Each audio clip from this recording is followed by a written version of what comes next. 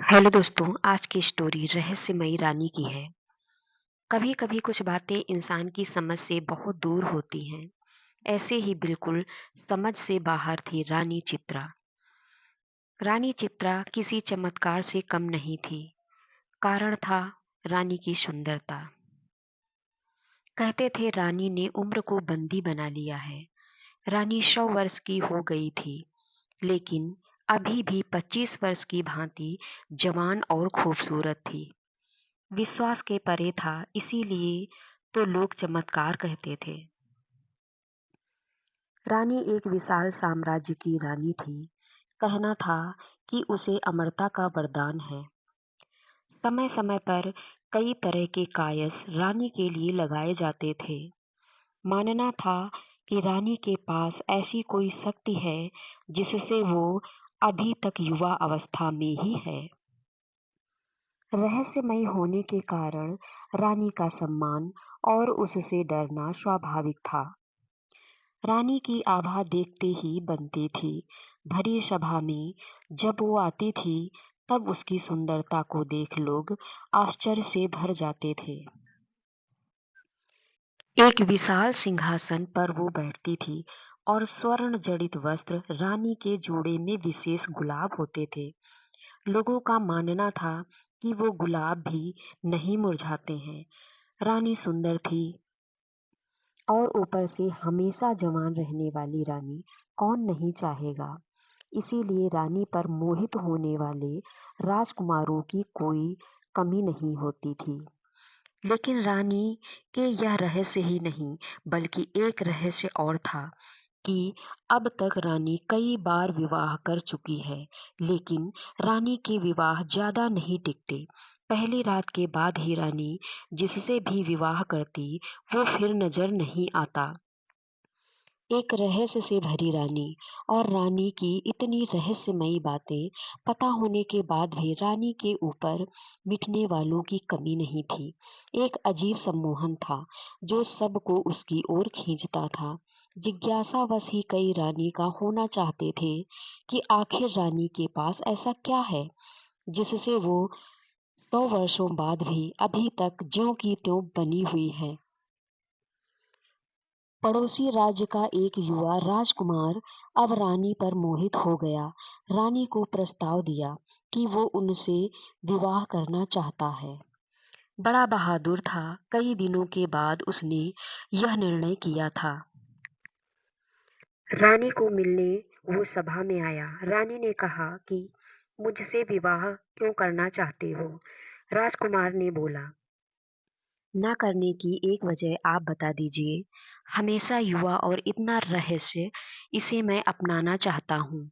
रानी ने कहा कि क्या तुम्हें पता है, बड़ी-बड़ी बातें करने वाले मर्द पहली रात ही राजमहल छोड़कर भाग जाते हैं। राजकुमार बोला कि वो भागने वालों में से नहीं है।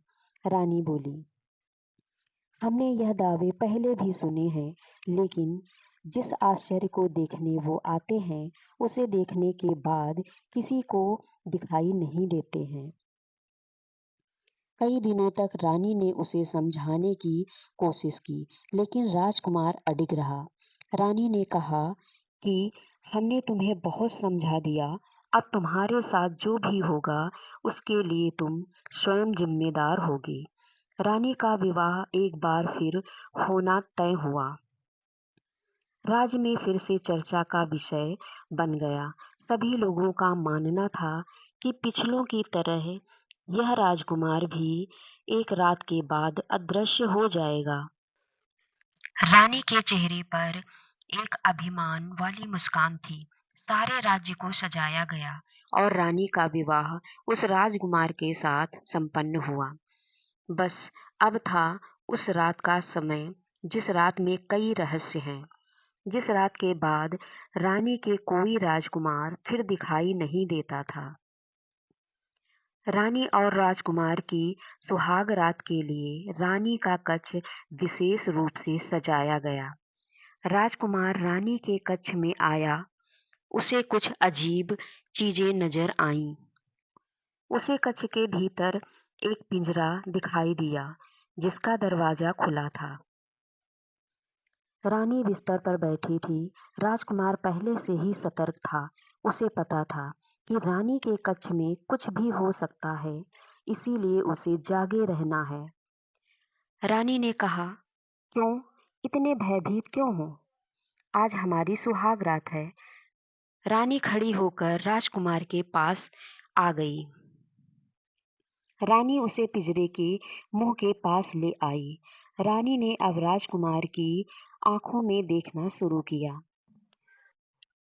राजकुमार रानी की सुंदरता पर मोहित हो गया। उसकी बड़ी-बड़ी आंखों में खो गया। राजकुमार ने रानी के बाल खोलना चाहे, उसके जूड़े को हाथ लगाया और उसमें लगे गुलाब के फूलों को निकालना चाहा। रानी डर गई और तुरंत ही राजकुमार का हाथ पकड़ लिया। रानी को डरते देख राजकुमार रुका, फिर सोचा, हो ना हो इसमें ही कुछ राज है। उसे पता चल गया था कि इन फूलों में कुछ रहस्य है। रानी के मना करने पर वो उस समय रुक गया, लेकिन उसके मन में यही था कि अब उसे इन फूलों को निकालना है। राजकुमार ने रानी को थोड़ी देर सहलाया, फिर एकदम से उसके गुलाब को जूड़े से निकाल दिया। रानी जोर से चिल्लाई, कहा था उसे मत छूना। एक गुलाब निकलते ही रानी कुछ वर्ष अधिक आयु की हो गई। रानी अब गुस्से से लाल हो गई। राजकुमार बोला, अच्छा, तो यह है तुम्हारी आयु का रहस्य। अभी एक गुलाब निकाला है, अगर पूरे गुलाब को निकाल दिया जाए तो तुम पूरी वृद्ध हो जाओगी। राजकुमार बोला, मैं तुम्हारा पति हूँ, मुझे अभी भी तुम बता सकती हो। आखिर यह गुलाब क्या है और तुम्हें कहाँ से प्राप्त हुए हैं? रानी डरी और राजकुमार के पास आई। बोली कि अगर तुम मुझे यह गुलाब दे दो तो मैं तुम्हें सच बता दूंगी। राजकुमार ने गुलाब दिया और रानी ने गुलाब लेते ही राजकुमार को पिंजरे के अंदर धक्का मारा।